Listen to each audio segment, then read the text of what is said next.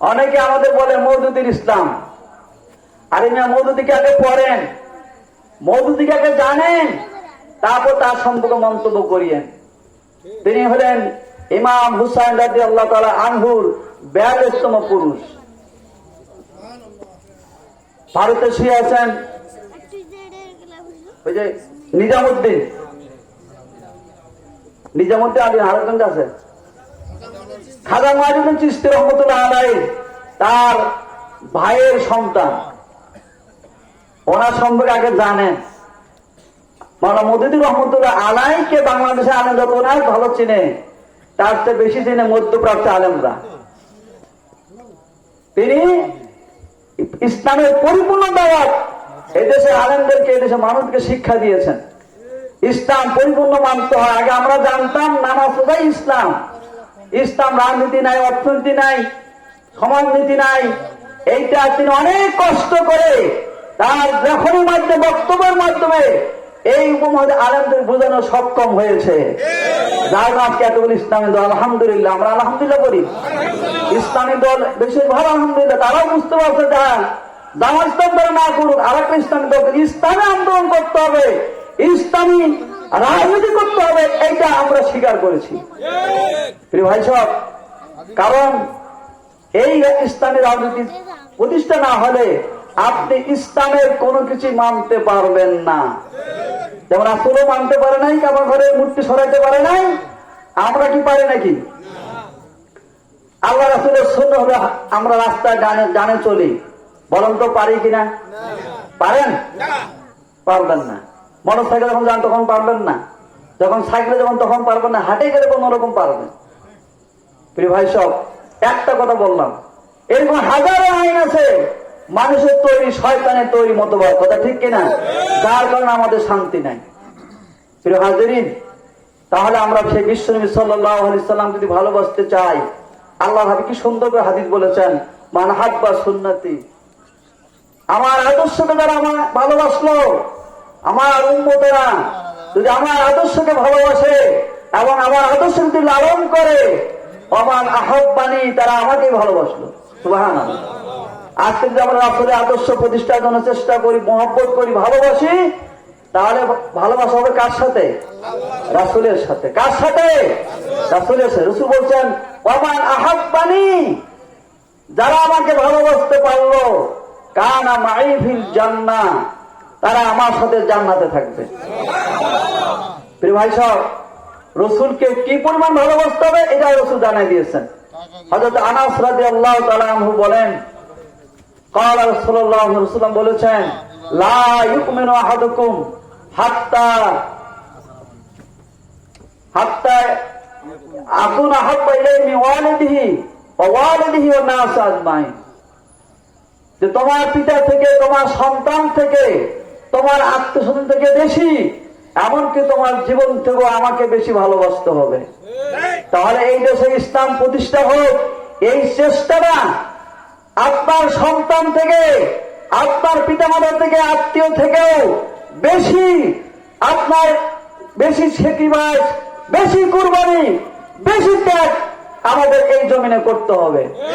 তাহলে হয়তো সম্ভব। সাহাবা একরাম সেইভাবে তারা ত্যাগ স্বীকার করেছেন, বাড়ি ছেড়েছেন, তাদের সম্পদ আল্লাহ রাস্তায় শেষ করেছেন, আর বিনিময়ে আল্লাহ রাব্বুল আলামিন ইসলামের রাষ্ট্র দিয়ে দিয়েছেন।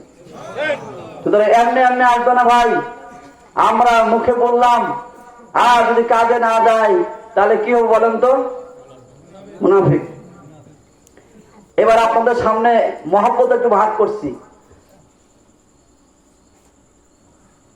রাসূলকে সাল্লাল্লাহু আলাইহি ওয়াসাল্লামকে মহব্বত এবং অনুসরণ দুইটাই লাগবে।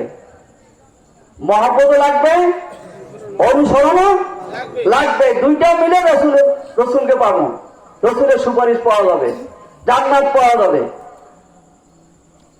যুক্তি নেন, নবী করিম সাল্লাল্লাহু আলাইহি ওয়াসাল্লামের আপন চাচা, যিনি সবচেয়ে বেশি লালন পালন করেছেন, মহব্বত করেছেন, স্নেহ করেছেন, ভালোবাসা দিয়েছেন, নিজের বুকের উপরে হাতে শোয়া রাখতেন, তার নাম কি? আবু তালেব। মহব্বতে ঘাটতি ছিল কি? সবাই বলেন ছিল। কিন্তু রাসূলের প্রতি ঈমান আনে নাই। রাসূলকে অনুসরণ করে নাই।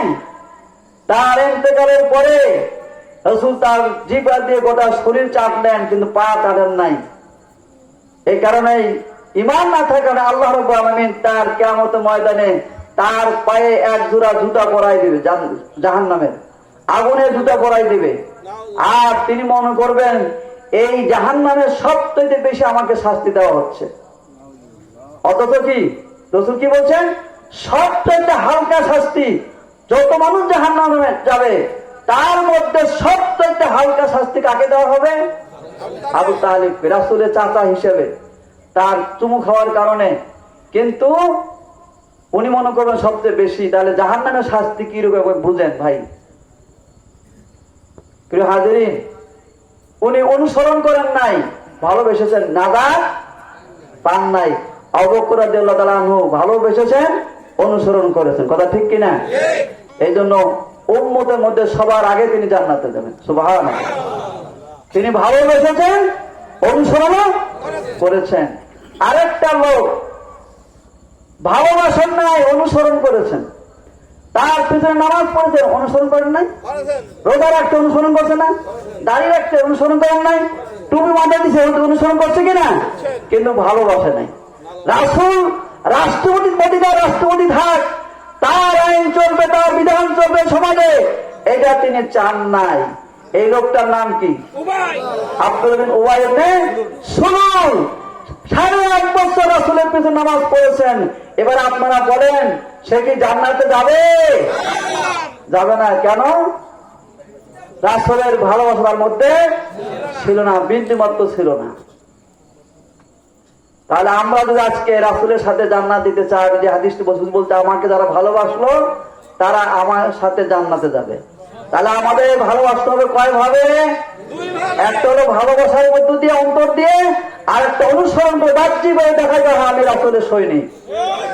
সুতরাং আমরা যদি সত্যি রাসূলের সৈনিক দাবি করি, এই বাংলাদেশে, বাংলার জমিনে ওলি আল্লাহদের দেশ এদিকে বলা হয়, শাহ মাকদুমের দেশ, শাহজালালের দেশ, বাইজিদ বোস্তামির দেশ, তারা এই জমিনে আল্লাহর দ্বীন কায়েম করে বাংলাদেশে শুয়ে আছেন।